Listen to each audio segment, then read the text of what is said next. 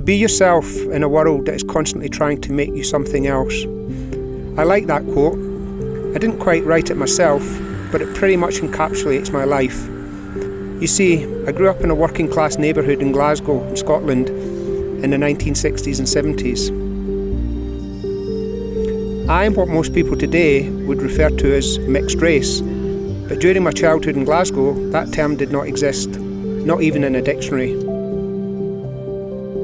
But to most people in those days, you were simply black or white, and I was definitely black. My furthest back recollection would be very close to when my adopted parents told me that I was adopted, which came shortly before my 5th birthday, which would have been January 1968.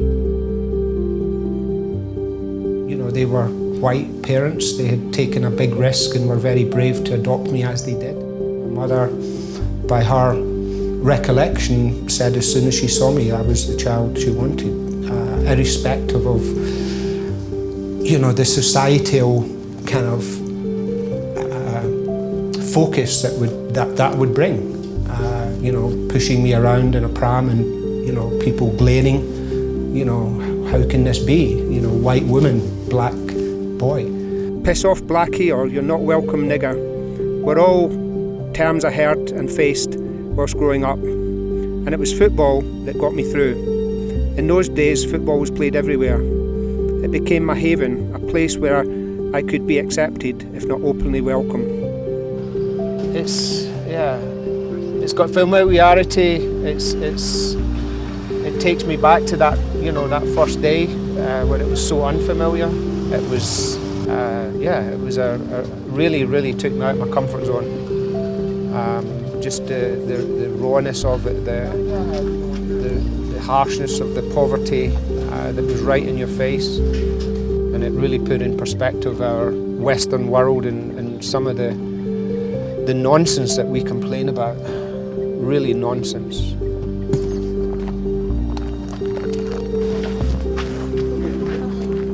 It was my first day ever in East Africa.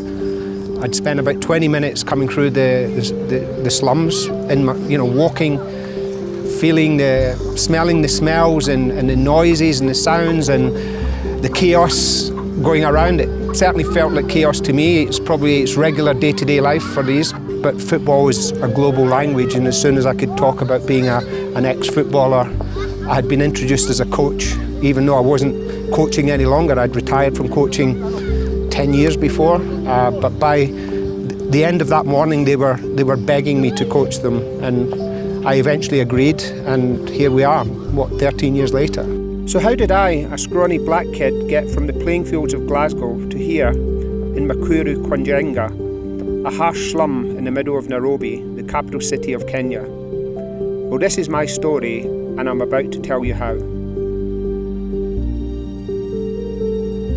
I've become an accountant, I've had success, I've been in banking, I've had 4 years in the Caribbean, I've come back, I've been senior positions in Jersey businesses, and I'd actually been headhunted a few months previously by, at the time, a billionaire to come and work in one of his businesses, predominantly in London. It seems perhaps that I was restless, never quite satisfied, and that there was something else out there for me. I was in London one day, heading to work in a taxi, and stopped outside the Nigerian embassy, literally at the traffic lights, when I was having these thoughts about tracing my birth roots. And I remember thinking how foolish it would be, because at that point I didn't even know his name. So where would I even start? But I did start because I had a number of an adoption agency up in Scotland. So a few days later I picked up the phone, and that's where I ended up speaking to Gary.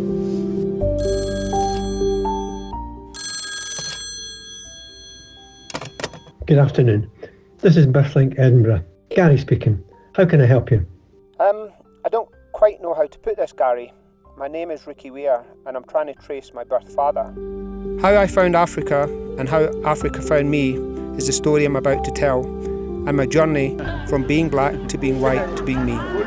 I'm not a particularly religious person, but I am a spiritual person. I kind of sense and feel, and there's no doubt from the day that I've been coming to Africa and in my own life at home, that things just seem to unfold. I don't need to be either of those. I don't need to prove myself as a black person in a white community, and I certainly don't need to prove myself as a black person in a black community. I just need to be me. And when that realization came, you know, a lot of things just fell away.